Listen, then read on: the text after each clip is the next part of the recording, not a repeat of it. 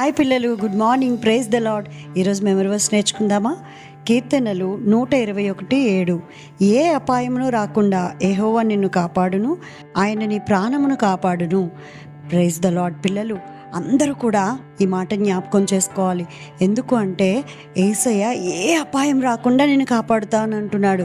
మరి ఎప్పుడైనా నువ్వు మెడిటేట్ చేసావా?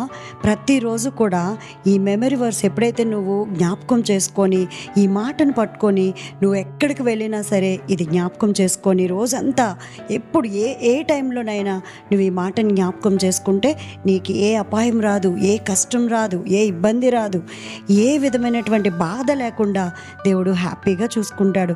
అంతేకాకుండా నీ ప్రాణమును కూడా ఆయన చూసుకుంటాడు. నీకు ఒకవేళ ఏదైనా హెల్త్ ఇష్యూస్ వచ్చినా, ఏదైనా అనారోగ్యం వచ్చినా నువ్వు భయపడనవసరమే లేదు. God bless you.